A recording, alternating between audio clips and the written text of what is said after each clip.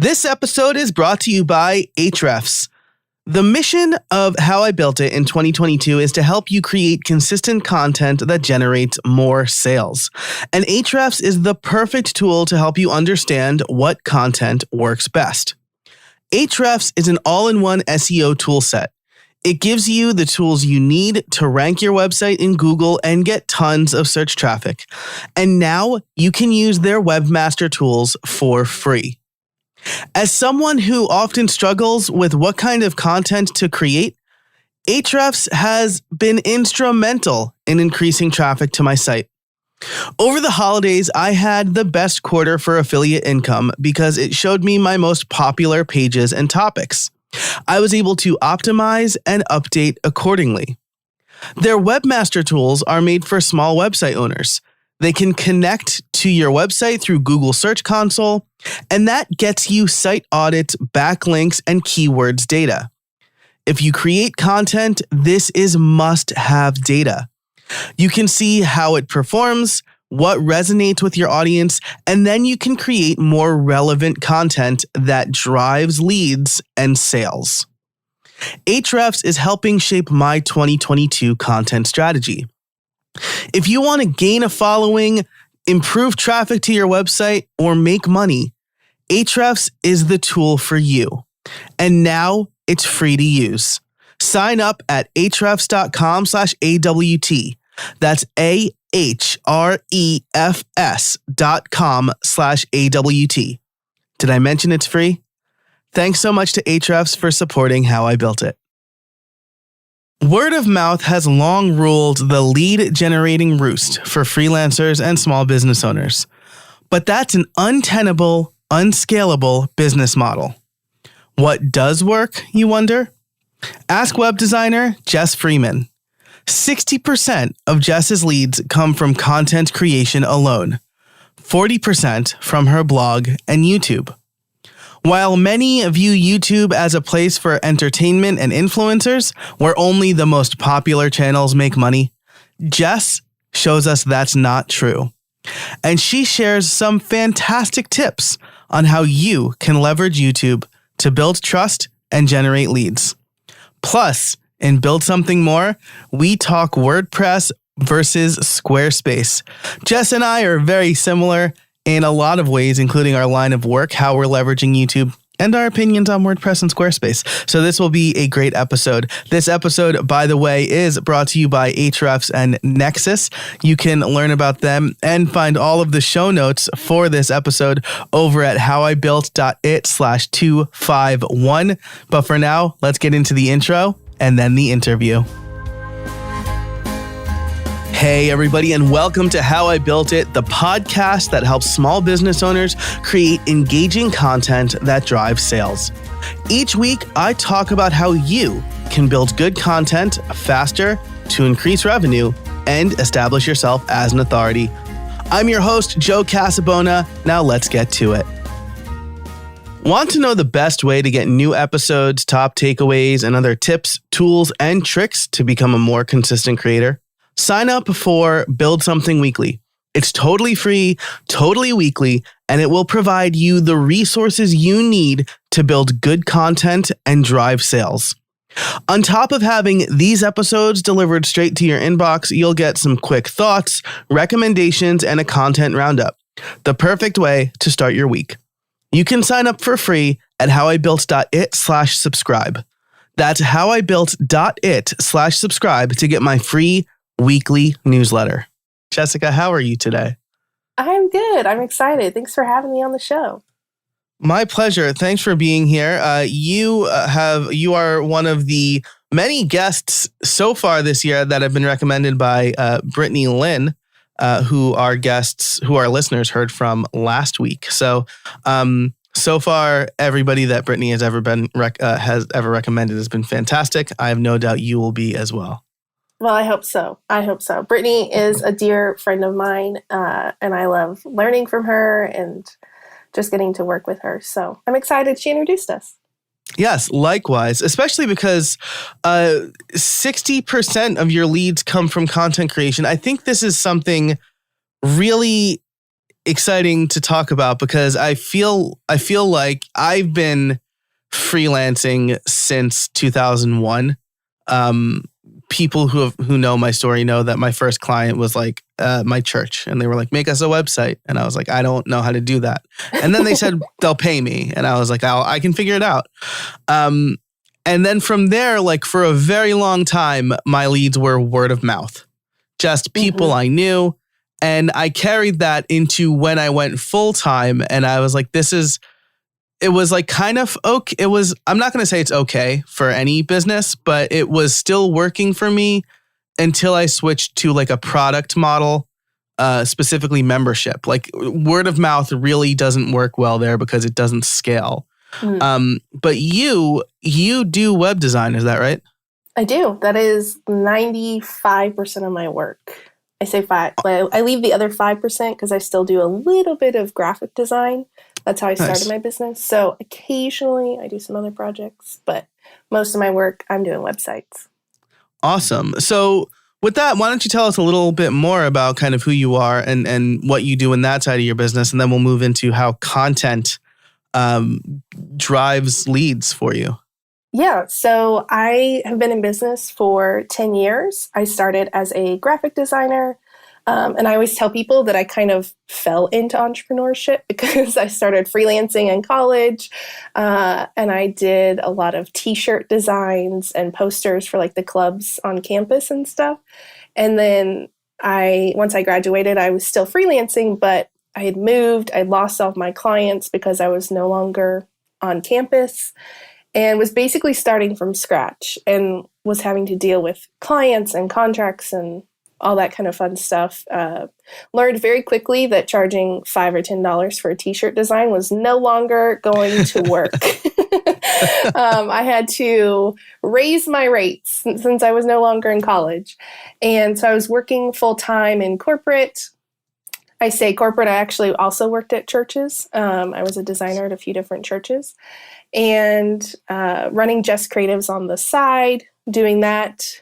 And within 2 years, had enough business that I was able to quit my job and take Jess Creatives full time. And then about a year, maybe 2 after I'd gone full time, that's when I started doing websites. And I remember at my last job, they were like, we want you to start doing websites. And I was like, I don't know how to do that. And they were like, you should learn. Learn that. So that's what I did. And then it was actually towards the end of that time when I was working full time and juggling Jess Creatives that I also started creating content. I started blogging in 2014. And so I've been creating content for 7 years, which sounds so long ago. And so I've done a little bit of everything. When I say a little bit, I've basically done everything. I've done blogging, I've done podcasting, and YouTube as well. And at one point, for a very short amount of time, I was doing all 3. And that was bananas. Yeah. So I quickly was like, yeah, I don't have time for this. So I was like, we have to pick and choose what we're going to move forward with. So currently my main focus is YouTube for my content creation. But we can dive more into that. But yeah, so I've been in business for 10 years. I do websites, a little bit of other design. But if I'm not making videos, I'm building a website. Awesome. I love that. And I came to a very similar conclusion in late 2021 because when the pandemic started, I was like, I'm going to really invest in my YouTube channel because I just bought my A6400 and I was like, I'm making courses. I need a good setup. And I made a video in February because of divine intervention. I'm going to say I made a video in February on how to set this camera up, and that blew up. It's still my top performing video because it was basically like Nice. how non-photographers or how non-camera people can set up the A6400 to be their webcam. And I was like, wow, maybe there is something to this YouTube thing. And so for a while I was doing one video a week and one live stream a week. And then I launched a new YouTube channel and I was doing like 2 or 3 YouTube videos a week on top of 2 podcasts a week on top of blogging. And I was like, this is too much. So I put a pause on YouTube. And I thought, my videos are very tutorial based. They're kind of like people are going to find the thing they're looking for when they're looking for it. So I would definitely love to exchange notes on your strategy because we're kind of in the same field. The other thing that was really interesting to me in your kind of origin story here is you started almost exactly 10 years after I started. So I got my start in, again, 2001. I was in high school. I continued all throughout college. I have a manuscript for a book called The Student Freelancer. Nice. That kind of talks about like all the things, like using your paid client projects as like school projects, which I did very often. And I tried to do the t-shirt thing too. I was not good at t-shirt design. And it was not nearly as easy today as it was when you or I were doing it, right? Printful and Cotton Bureau didn't exist. So I actually had to find a distributor and prepay. I tried pre-selling, which was also hard because PayPal was the only thing that existed. But so it's just very interesting to see kind of when the difference a decade makes, right? Because content strategy was not a thing when I started. My blog was basically me whining about, it was like teen angst and movie reviews and very poorly written movie reviews. Like Donnie Darko, I liked it. It was different, Jake Gyllenhaal. Different. It was really good. Yeah. It was really good. And so all of those posts are hidden. They're like private posts. I can't bring myself to delete them, but they're all private posts because it's all still on casabona.org somewhere. But before we move into the content, you make websites. So I do need to ask you, what do you use to make websites? What's your platform or toolkit? Yeah, so I build both on WordPress and Squarespace. And most of the time I'm using Divi to build on WordPress. Nice. So, yeah. WordPress, Squarespace, that sounds like a good build something more topic. So I do. So maybe we'll talk about 2 topics, but WordPress, Squarespace, and then you use Divi in WordPress, which is definitely something I'd like to talk to you about. I know the developer-y people are very they poo-poo Divi. And I'm Some of them, why do you? Yes. Yeah. People in the WordPress space have strong opinions about. They have very strong opinions. Yeah. It's it's like your world is not the only world that exists. Yeah. Do you use advanced custom fields? I do not. But I will say probably because none of my clients have really needed to. Most of my clientele are just business owners like me who just kind of need home, about, services. Nice. Maybe 2 sales pages instead of 1. It's very rare that someone's like, I need these very specific things to happen. It's just kind of here's my services, here's my blog. Yeah. That's about it. Yeah. So, which is great, right? Because you've been, I suspect that makes it very easy for you to systematize your web design process as well, right? You're not. Yes. I feel like the web design, the web design world is changing, especially because of page builders and things like that, and even WordPress full site editing. People are worried that because more people can design websites, heavy quote fingers there, that their job is at risk. But if you find a good niche, we can kind of leave the heavy development to the agencies of the world. Yes. And then we can design good websites for our niche. Yeah. And that's what I have had lots of people say that over the years, or ask me that over the years. Oh, are you afraid that web design is going to go away because so many people can DIY? And I'm like, yes, there are tons of people who DIY. The people who come to me are like, I have DIY'd and I only got it so far. And I want it to look better. I want it to do these other complex things that I can't figure out. I don't have the time. I don't want to spend the time. There's always going to be people that DIY, and there's always going to be people who don't want to spend the time. Like, I'm one of those people that I'm like, yeah, I could probably do this, that, and the other in my business. No, I will automate it. I will either not do it. I will outsource it, something. So there's always going to be those people, but there's always going to be the people who are like, yeah, I don't want to mess with it. I'll just hire somebody. So I'm not scared of the page builders and Squarespace and Webflow and all these builders that are coming out. Yep. I love it, right? Because even with that, your years of knowledge and experience aren't going to disappear tomorrow, right? So you have a 10 plus year head start on someone who's like, I need a website today. The way I like to think about it is nobody asks a lawn mowing service, hey, are you afraid that you're going to lose business because people can mow their own lawns? Right. There's always going to be people who want their lawn mowed for them. Yeah, I am one of those people. I very happily pay $30 a week. I pay $30 a week to never have to worry about my lawn. And there you go. As we record this, I have 2 children. As this episode comes out, I have 3 children.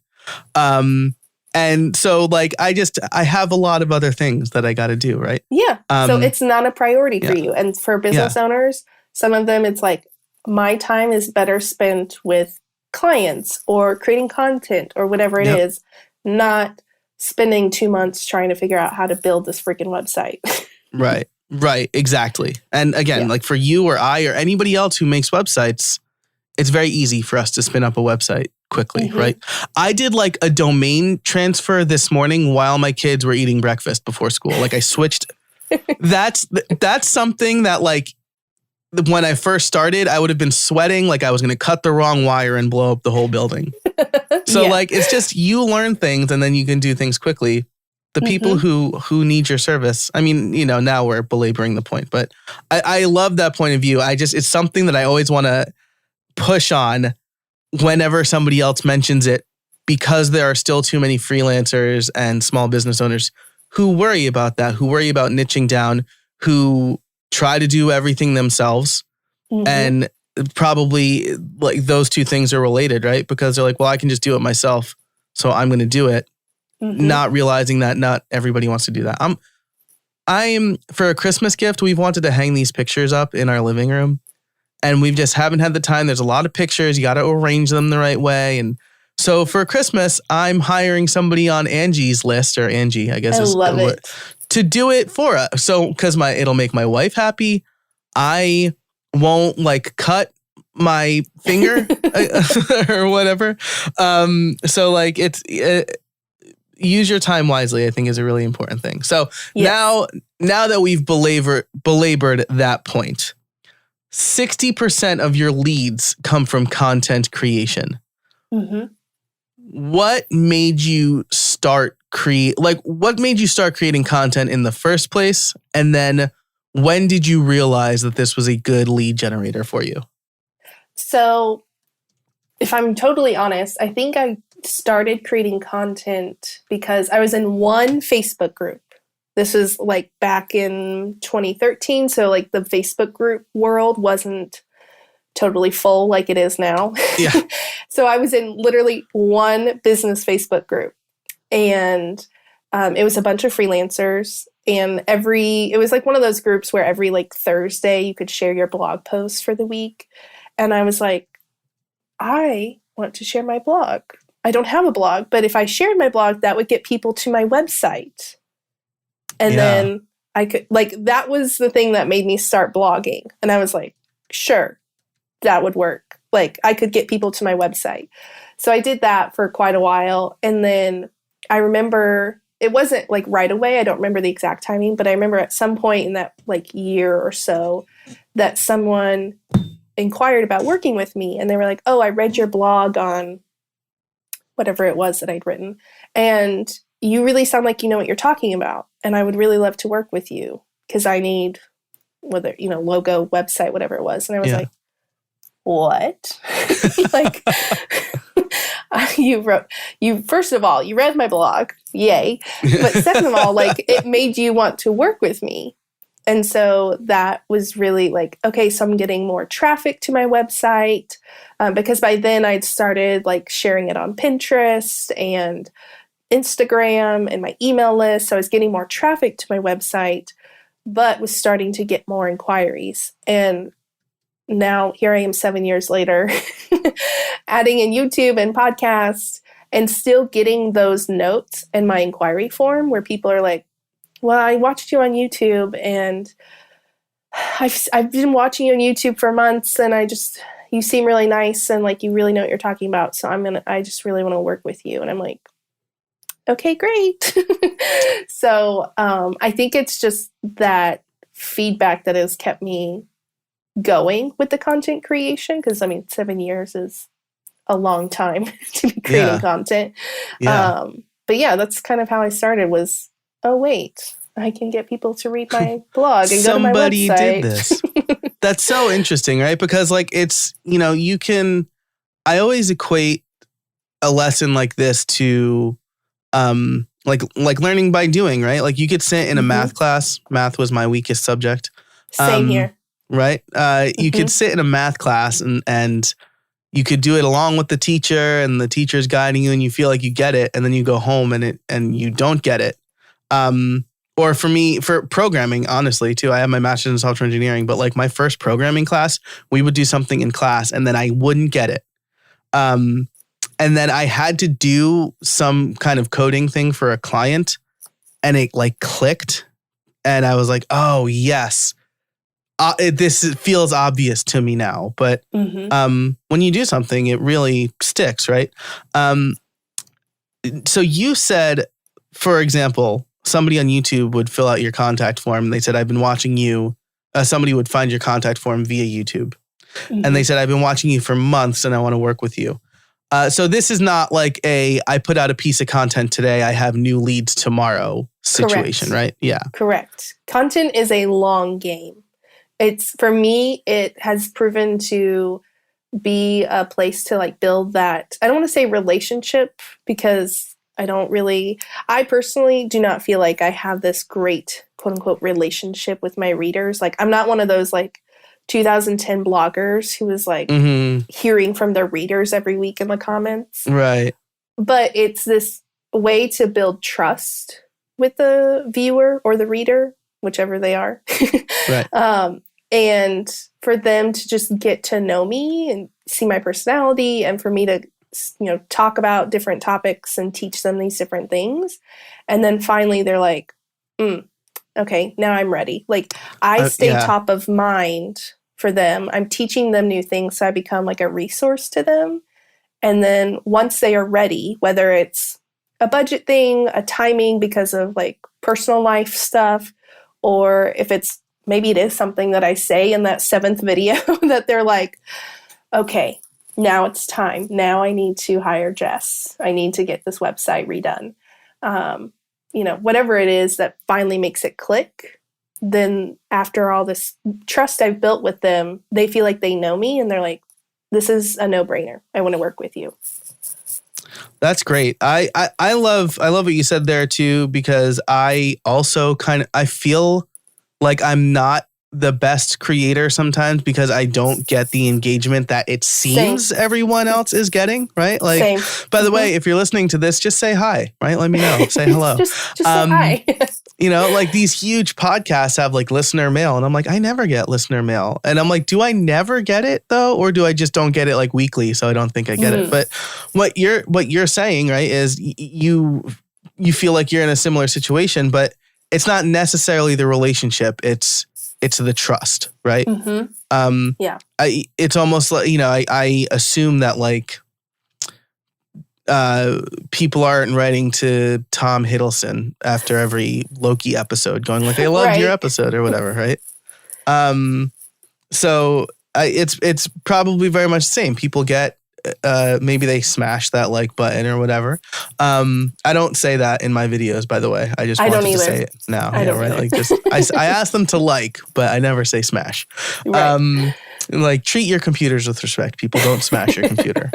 But building that trust, super important, right? Especially these days where people are inundated with lots of information. There are lots of solutions out there. The quote unquote personal recommendation is still so much better than just Googling someone, right? Again, going back to that Angie's Lists thing I was looking at. There were like 9 choices and 2 had reviews and 1 had reviews for the exact thing I was looking for. So I'm like, this is the only person I'm going to talk to. This is the person I'm going to hire. Yeah. So building that trust is really important. Now, I think another a mistake I have certainly made is teaching people like me to do things that I do. Who are you teaching on YouTube? So I have also run into this issue because I think it's our default to be like, oh, I learned how to do this new thing on WordPress. I'm going to make a video about it. Yeah, yes. And like, because that's so cool. And then you're like, wait, I'm just attracting other people. So I don't really teach design things. I don't teach like how to do like design things on Squarespace or WordPress. But I am teaching the solo business owner, freelancer, entrepreneur, whatever they want to call themselves. I really focus on how to leverage their website. And yes, there are, like, I do some tutorials on like, oh, here's this plugin that you would really benefit from. I'm probably not going to do a tutorial on like, okay, so you're going to go install plugin and do that and like set, but I will just talk about like the plugin and how to maybe you like, here's some great settings for you and like whatnot, because they don't, if it's a DIY, they already know how to set up like how to install a plugin. Right. So they don't need me to show them. And 2, if they are someone who hires someone, if they have someone on hand like me, they can be like, hey, Jess, like, have you heard of this plugin? Is that something I need? Should I set it up? Because I have clients tell me that sometimes. Yeah. Or when they do hire someone in the future, maybe they have a note somewhere of like, I really want this plugin on my site because it does X, Y, Z. So I don't focus on teaching them how to design, but that, okay, you've worked with a designer, hopefully. Here's how you can leverage your website to build your business. So occasionally, yes, I do have tutorials that might be like, oh, this is how you can do this on the back end. But usually it's just kind of I'm introducing you to something. Here's things you need to think about. This episode is brought to you by Store Builder from Nexus. Look, when it comes to setting up an e-commerce site, you have a choice between an easy but limited platform, or you have an open platform with limitless possibilities, which requires limitless time to learn and manage. Until now. Store Builder is e-commerce made easy for everybody. Whether you're just getting started or you're an e-commerce expert, Store Builder by Nexus saves you time and delivers a storefront that lets you get to business. As someone who set up multiple e-commerce sites, I can tell you that Store Builder has been a much easier experience than anything else I've tried. Here's how it works. Answer a few questions, build your homepage, add your content, and you're ready to sell. No more hunting for the right plugins or perfect theme. You also don't need to be a developer to get going. Kickstart your online store with your optimized homepage that's ready for content and customization. Store Builder was created and is supported by the e-commerce experts at Nexus. So with the power of Nexus managed WooCommerce behind your online store, you can count on all the speed, security, and support you need anytime, every day. As someone who's had his membership site on Nexus for a long time, I can tell you I have been incredibly happy to know that Nexus is supporting my business. Whether you're a small business owner looking to get up and running fast or a creator who's looking for a place to earn some extra cash, Store Builder is for you. Head on over to howibuilt.it/store builder for a special offer for How I Built It listeners only. That's howibuilt.it/store builder, all one word. Launch your e-commerce site today. Thanks so much to Store Builder and Nexus for sponsoring the show. If you saw me grab my phone, I was opening up TubeBuddy. I don't know if you use any tools like that. You use TubeBuddy or okay, TubeBuddy. Awesome. I will link to TubeBuddy and everything else we talk about in the show notes, which you'll be able to find over at howibuilt.it/251. So I just grabbed their Black Friday Cyber Monday deal. I was looking at it for a while, but I signed up for vidIQ for a year. Mm-hmm. And I'm like less a fan of that. And TubeBuddy is already like so much better. But my last few videos, looking at the stats here, get more engagement on newsletters with Gravity Forms, where it's a full-on tutorial on how to set up like conditional formatting or conditional logic, blah, blah, blah. 18 views, but swapping Beaver Builder for Gutenberg, 263 views. How I've configured my Stream Deck, 111 views. Gift guide, 174 views. None of those are step-by-step tutorials. It's just kind of me talking about stuff and things to think about. So it's really interesting you said that. I'm looking at the stats, and the stats haven't stuck for me yet, but you're introducing topics to people or introducing tools to people that then you can then implement for them. Yes. So especially in terms of YouTube, I see my videos as either one, they are connection content. So it might be like your gift guide. I don't know what's in it, but I would assume that might be something that's a little more connection. I'm not really teaching you anything. I'm just you get to know me a little more, or know my personality, or I'm educating. And that's where hey, we're going to swap Beaver Builder for Gutenberg, blah, blah, blah. I'm actually teaching you. So sometimes I know that a video might not produce a lead. It might not get as many views on my channel because it's more of a connection piece. So it might not be as search friendly for those new viewers or people who don't even know me, compared to, my subscribers might be more interested in this. Gotcha. When I took a break from YouTube last fall, I just took a 3-month break, but I put up a video and said it was just titled taking a break or something. And it was I was gonna facetiously ask if you did that, because that was a trend this summer, right? This in 2021 summer. I would say a handful, maybe half a dozen of the people I subscribed to put up videos that said goodbye. And I'm like, is it really goodbye? Or are you just tricking me? Yeah, they were all just tricking me. But taking a break is it's not misleading, right? If you're taking a break, so yeah. But it had more views than a lot of my other videos. Not drastically. It wasn't thousands of views, but it was a little higher. And maybe it was because it was the quote unquote most recent video on my channel for a while.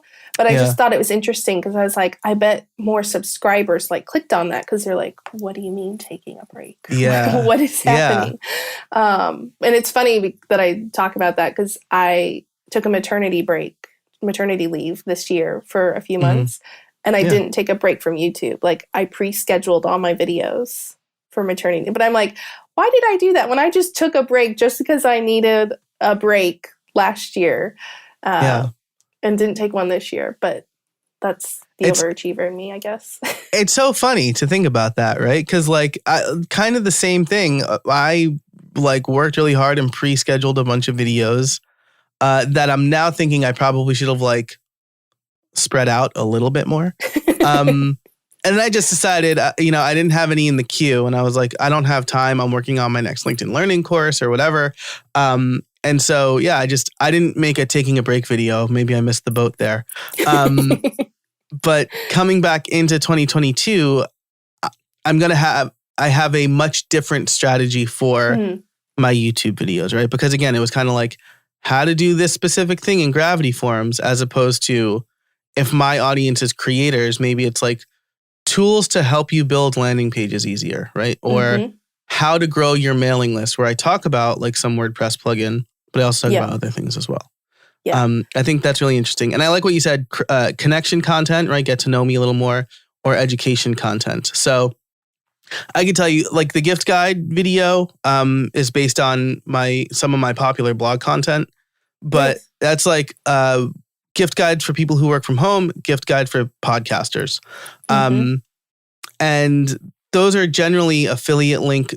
That's a affiliate link driven income.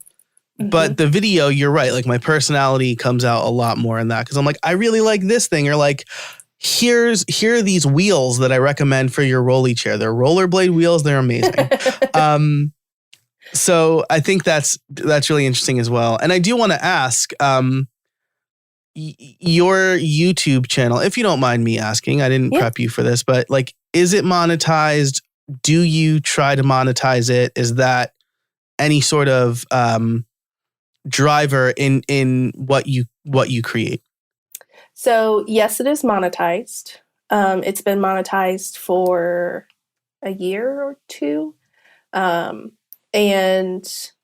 I mean, I don't make a tons of money from it, but it's a nice little stash of cash every month. And then in terms of like affiliate or sponsorships, I don't like overly seek out. I probably do 2 or 3 a year at the most. And affiliates, so that I will also, I think, sporadically try to work in. Like, because I keep a Google sheet for my editorial calendar. And I'm like, these are all my topics I'm talking about this year. This is when they're going to publish. So I have like a good overview of what I'm going to talk about. But then I will think about like, okay, in one of these topics, can I mention something I'm an affiliate for? Or, okay, so what is something I'm an affiliate for that like maybe if I want to try to increase some clicks, get some more money for that, can I do a video on it? And since my channel is business and tech, quote unquote, like apps and programs that I use, I say tech, and I'm like, I'm not as techy as a lot of YouTube, but business, apps, programs, and then like some website strategy and that kind of stuff, it is easy for me to just pop in like, oh, Social Bee, this is what I use for my social media scheduler. And I did that video a few months ago. And like one of my loyal followers was like, oh my gosh, I miss these videos where you tell like where I tell them what I use. And they were like, I'm going to check it out. And I was like, oh, I didn't realize. Like, I'm like, you could have told me. You could have, like, I know you're on my email list. You follow me on Instagram. Like, there are these other chances to tell me, you know, reach out and say hi and and that kind of thing. So I don't make it a huge focus. For me, YouTube is about creating that connection and building that trust. So the affiliate income or the monetization is more of like a secondary thought in my brain. That's not, I didn't start this YouTube channel to be like, I'm going to monetize it and become a millionaire and become YouTube famous.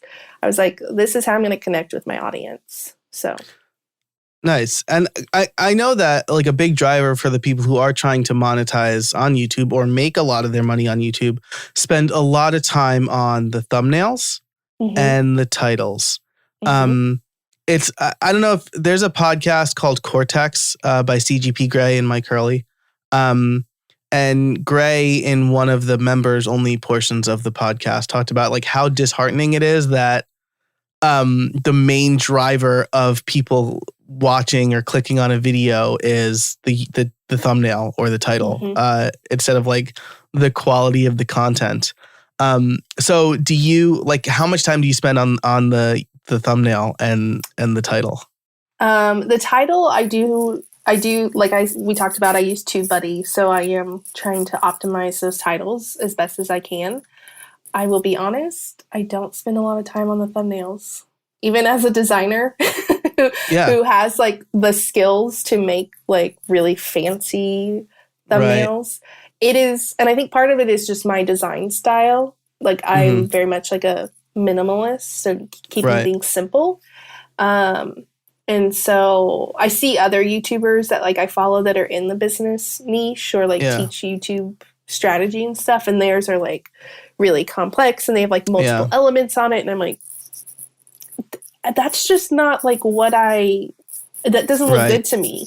And so I probably could spend more time on the thumbnail.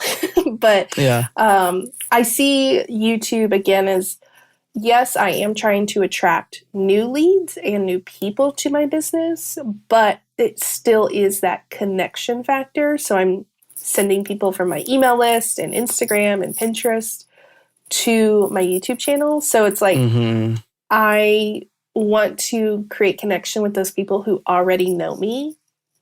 So that's why I'm not as worried about the thumbnail, if that makes sense. Yeah, I think that makes perfect sense. And you're right. Like there are some people who, like Matt Ragland, like he says like his thumbnails that do the best are like the desk overhead shots or whatever. Mr. Beast goes ham on his on his thumbnails. But then you have like there are some creators. I see this in the ASMR space. I don't know if you ASMR. I was curious. I know what it is, but I don't watch it.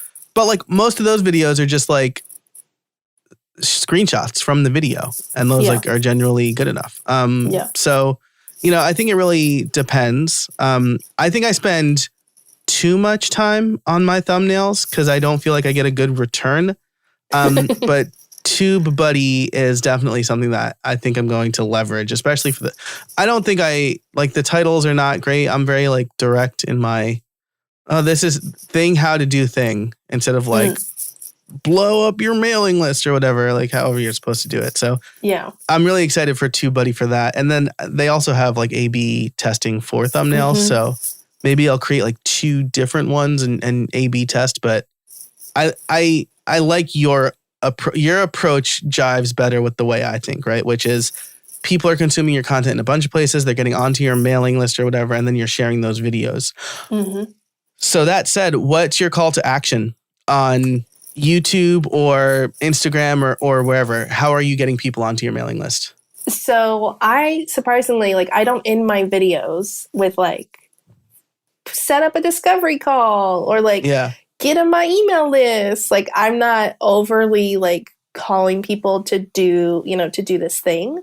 A few things that I do. One, like I will sometimes, again, not every single video, but sometimes in the middle of the video, I'll be like, talking about XYZ and I'll be like, hey, like I have a free guide for that. You can get the link down in the description. Kind of like how earlier you were just like, oh, and the show notes will be available at blah, blah, blah. Like, I just kind of like slip that in there. The other thing I do is I will often, because I'm wondering if you experience this too, but I always tell people like, sometimes people are not actually aware of what you do or how they can work with you. Like I sometimes have people who DM me on Instagram and they're like, do you do web design? I'm like, okay, so you almost exclusively. You had to go to my bio on Instagram where it says web designer 2 different times to message me because they don't like reply to a story. They just, and so I often in my videos will be like, oh, when I was designing a website for a client, or like when I was reviewing this website for a client, like I remind people in that way that I work with people. But I also, on YouTube, you can have like the upload default. So it's like the text that goes in the description automatically of every single video. I put my website and a few other links in that upload default. So my website is automatically in the bottom of every single video description. So there's that. And then there's also like, if it's a video where I am talking about something website specific, like how to set, best tools for landing pages or something. In the video, I typically do say like, oh, I'll have links to all this below. I will also, like the first 2 sentences, it's the description of the video, maybe more than that. I will have a link that says like, want to work with me on your website, and then put that link, and then also have the links for the products I'm mentioning. So I think sometimes it's just a matter of like having that link available to people. Right. And I was reminded of that a few years ago when someone commented on a video, and it was a video I hadn't put the link to work with me like towards the top. It was still not upload defaults, but it wasn't like towards the top. And someone commented and was like, how do I work with you? I don't see a link to like contact you. I was like, no, like I didn't even have a direct call to action for this, but like that's what she called that out. And I was like, okay, so I'm going to do this more. And then the last thing that I sometimes do is also, I don't know if you do this YouTube strategy, but I learned a long time ago, like you be the first comment on your own video, because people don't like to be the first comment. Like they don't want to be the only name on the screen right there. And so I always say like, oh, like, do you have questions? Let me know in the comments below, whatever. Sometimes I will say like, do you have questions? Let me know. If you're interested in working with me, here's like, or if you want to grab that free guide, here's the link. If you're, looking for whatever resource, here's the link. Sometimes if it's an affiliate video, I will literally put like, oh, do you have questions about XYZ? Let me know, or check out the link here. And I'll obviously make sure it says affiliate link, so they know it's an affiliate link. But sometimes it's just putting those links out there. Giving people the opportunity, right? Giving them multiple opportunities. Yeah. That's really funny, because that's like something that I teach my podcasting students and clients. I'm like, you got to give one call to action. It should be to your landing page or a website, and say it a bunch of times. And then on YouTube, I'm just like, in the beginning, I'm like, subscribe to my channel. All right, let's talk about it. Like, it's so funny. That I didn't, but the first comment is something I've been trying to do more, because I did read about this strategy, and like, again, TubeBuddy, not a sponsor, but TubeBuddy, reach out if you want to sponsor. I'm going to like book them now, between now and when this comes out, and I'm going to have to like edit this part out. Yes. Yes. So, but they have like a little like checklist flat that's like, you haven't commented on this or anything. So, pinned comment, I've read that like a question, maybe a question specifically about the video. So like I've been trying to do that more, where I'm like, what are you using Gravity Forms for? Or like, how are you getting people to engage with your mailing list? Let me know in the comments below. But maybe go ahead. Yeah. I was going to say, one of my highest commented videos, it was a tutorial on how to make audiograms, like for podcasters, like the little audio wave things people post on Instagram. And so I did the tutorial, whatever. In the first comment, I don't think I said it in the video. I think I only said it in the comment. I said, share your podcast below. And people are sharing. And I got so many views. Smart. Yeah, so many views on that, because comments drive more views, because YouTube sees that as engagement. And so, anytime you can ask a more specific question with like, what are you using?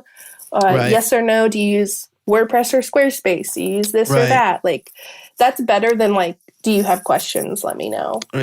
Or like in my case, right? It's a video to help people do this thing. And then I'm like, how do you do this thing? And I'm like, you're looking to me for help for it. So maybe you don't do this thing yet. So share a link to your newsletter, right? Or like whatever is better. God, that's such great advice. Well, people listening have definitely gotten their money's worth at this point. The last question I'll ask you here is, do you use the cards or the end screens? I do, not very consistently. That's another thing I've kind of slacked off on. But I will say, when I was very consistent in using it, I didn't always have a ton of clicks. And I think that, like, because I would track that and go look at my analytics. Yeah. And, people aren't using it a ton. So I think that deterred me from like putting in the effort to go add those. I more use the in screens than the cards. Okay. Oh, okay. So wait, I think I'm going to learn something here. The in screens, are those? What's the difference between an end screen? You said end screen. I see. I thought you said in screen. Where are you from? No, I'm originally from Kansas, but I live in Georgia. Okay, all right. So maybe that's like a little like. Maybe. I guess Kansas is not really Southern, but it's accent, little twang. Might be. Gotcha. Cool. Very cool. Yeah, I definitely use the end screens as well more. Yeah. Just because they're like easier to set up, right? Yeah. Like, Especially because they have like the template and you can just say like, yes. oh, use like the last one you used. And I'm like, yes, just do that great. one. Yep. I'll just do that and I'll swap out the video, or maybe I should just keep using like best for viewer, right? Like maybe that's the better. I try to pick a related one, but yeah, I more often use the best for viewer because I'm putting trust in your algorithm. Yes. To use the next one. But I also sometimes try to link to a playlist on the end screen. Because if they go to that, then it's more watch time for your channel. Yeah. Oh, man. I'm learning so much, everyone.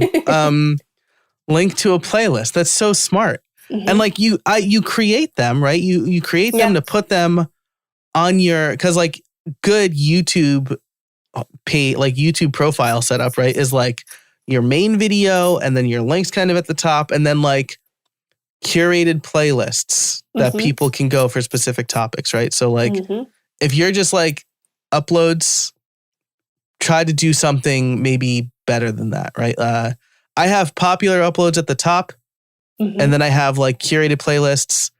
Uploads are somewhere because it drives me crazy when I go to somebody's YouTube channel and I can't find the latest video. I'm like, what's the latest one? Yeah. So, but have your curated playlists as well. Cause like if I have like if somebody sees like an automation video, this is like, hey, here's all of the other automation videos. And that's something else I'll put in the description is like, oh, do you want more WordPress information or you want more social media, whatever? Then I can link to that. I also have a bunch of different playlists like on different topics, like you said, but I also have a new here, start here. And it's like, it's like 4 or 5 videos that I feel like are good representation of my channel. And so it's not all like my beginner videos or anything like that. It's just like here's like my favorite videos that I think you might enjoy or something like that. So nice. Oh, that's great. This has been such a great conversation. I'll end with this before asking you my favorite question. But once somebody converts, right? They I guess actually, now that I'm starting this question, it seems like your kind of main call to action here, if they're not getting in touch, is to join your mailing list. But I guess what's the next step after somebody quote unquote converts from your YouTube channel or other social media, whether it's join the mailing list or reach out? Are they like added to a sales funnel or is it more personalized than that? So it depends. If they go into my email list, then I do have like a whole funnel that they go through. If they reach out, like they inquire, then that's much more personalized, less automated. So there's one quick email that's like, hey, I got your email. I'll be in touch within a day or two. And then I use like a templated email just because I'm usually typing out the same information. So I just swap out like, hi, Joe. Thanks for reaching out about blank. Here's like a recap of my services, blah, blah, blah. And then I also offer them to hop on a call right after, like at the end of that email. I don't allow people to book a call straight from my website or my inquiry form just because I protect my time and really want to make sure that they're a good fit. Because if it's like they want some super complex something website or they want it like tomorrow, right. I don't usually get those. Most people are reasonable, but if for whatever reason they're not a good fit, I want to protect my time. And I mean, it's protecting their time too, that I just don't want to like automatically hop on a call. I also don't like to hop on a call just not knowing like anything about your potential project. The idea of someone just booking a call straight from my website and I know nothing about them or their project just gives me anxiety. I'm not a fan of that either. Like it's the same way. That's one of my links, now I do offer like free podcast consulting calls, but those help me as much as they help the other person, right? Because I'm learning what people want to know. Yeah. And so that makes sense. Informs my content strategy. But like, yeah, if someone for like a discovery call or something like that, definitely if somebody grabs a time, they have to fill out a field that says like, who sent you this? Where did you get this link? Yeah. Where I'm like, it's okay if you say me, because if it's me, then I know and I can go through my email and double check. But right. If you're like, yeah, someone gave it to me, I'm like, we can't do this right now. No, not a good fit. Awesome. Well, this has been great. This is not quite the direction I thought we were going to go in, but I love that we landed on YouTube because, first of all, I've been wanting to get a YouTube, like somebody who's driving their business through YouTube on the show for a while. And it's something I've been trying to do. It's something that I recommend that people at least try. And this has been super fantastic and informative. Because first of all, you're a web designer who is driving traffic through YouTube, not necessarily playing all of the algorithm games, but it's that trust factor. And this has been a thread of what I've been talking about for the last, year or so. You need to build trust. Podcasts help you build trust. YouTube helps you build trust. And it's, as you said, it's a long game, right? You're not going to put out a YouTube video tomorrow and then make a lot of money or get a bunch of leads. But if people see you're consistent, I guess that's not even something we even talked about is being do you batch your videos? I do. Consistency is important.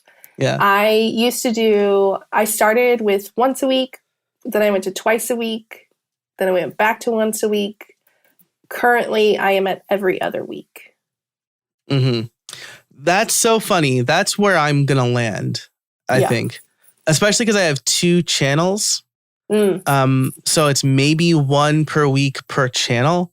But that's definitely a lot less than what I was doing, which was 1 per week, like 1 for each channel for each week. Yeah. So yeah, consistency is important. Set up a cadence that allows you to be consistent. This is something that, again, a lot of like my podcast clients will say like, hey, I've got a back catalog of like 20 episodes. Should I start doing like 2 per week? And I'm like, only if you want to maintain 2 per week after that catalog is dried up. Right. Like release the timely ones earlier and release the timeless ones later. But I would stay at whatever cadence you're at and you're comfortable with. Yeah. Consistency is the most important. Like it doesn't serve you any good if you do really good twice a week for 3 months and then you disappear for like a year. That's not going to be helpful for your business. Right. Yeah. Cause not just from an algorithm standpoint. I don't know why I said it that way. Not from an algorithm standpoint. Even though it does, right? Cause YouTube does reward the people who are consistent and make good content. But like, I don't know about you, but I quell my subscriptions every quarter. About every quarter, right? I look through them and I'm like, who is this person? I haven't seen them. Bye. So it'll keep you fresh in people's minds if you're consistent. So, okay, for real, last question now. I feel like this is like Lord of the Rings, right? Where we have like 4 different endings. It's okay. You mentioned your spreadsheet for your content planning. Do you like set aside a day each month to record or how far in advance do you plan your content? I typically do a month ahead. Like I usually do 1 month per day. So really now that I'm every other week, that's like 2 or 3 videos. Okay. So I usually just try to do that if I'm like traveling and if I'm like, oh, I'm done with client work right now and I have like extra time, then I might try to get even further ahead and do that further out. But I found that a month or so is pretty good, just in case I want to like change my topic last minute. Yeah. Which doesn't happen often. I'm pretty good about like, this is the calendar I wrote out. This is what I want to stick to. But In case a sponsor reaches out, I become an affiliate for a new thing, something, and I'm like, oh man, it'd be so good to do a video about this. Yeah. I like to give myself a little wiggle room. Yeah, that's fantastic. And this episode's coming out early enough in the year, folks, that you can still plan, I don't know, your next quarter of content, and implement some of the things we've learned about here. Jessica, this has been amazing. I do need to ask you my favorite question, which is, do you have any trade secrets for us? Trade secrets. Oh man, do I have any trade secrets? This is the best reaction. I have a bell I usually ding, but it was like very out of reach when someone says the word trade secrets. My favorite, which might not be like very new or groundbreaking to anybody, is this is for other web designers, correct? That I'm giving to content creators, small business owners, but it is a lot of people who are web designers. It's not a trade secret, but it's a good tool that I love. CanIRank.com will give you really good SEO friendly topics for your website, which you could also use on YouTube. Doesn't have, but it's CanIRank.com. You put in your website, a few competitors, and they find gaps in your content. Yeah. That will give you some blog or video topics. I've used it a few times. They have like a free trial or whatever, or free version of it that you can use. And I've used that a few times. And those posts are ranking like number 1 or 2 in Google. That's amazing. Very quickly. That's fantastic. I will, at this point, mention for full disclosure that Ahrefs is a sponsor of this episode in the first quarter of this podcast. So nice. Sounds like they are very similar tools, but canirank.com. And then Ahrefs has their own tool that you heard about at the top of the show. So definitely check that out. Again, I will link this and everything in the show notes over at howibuilt.it/251. Jessica, this has been fantastic. If people want to learn more about you, where can they find you? Yeah, I am super easy to find, jesscreatives.com, and pretty much every social media channel at jesscreatives. Awesome. Thank you so much. I really appreciate it. For those of you who are members, continue listening to find out some thoughts on WordPress and Squarespace, how they're different, what Jess likes maybe better than the other. I haven't asked her that, but maybe we'll talk about that. And possibly why maybe it's okay that you don't want to lead a team or scale your business. So if you're a member, stick around for that. If you're not, you can become a member over at howibuilt.it/251. It's all going to be there for you. So just head over there, grab everything. But this conversation has been fantastic. Jess, thanks so much for your time. Yeah, thank you. And thank you to everybody listening. Thanks to the sponsors who make this show possible. Until next time, get out there and build something.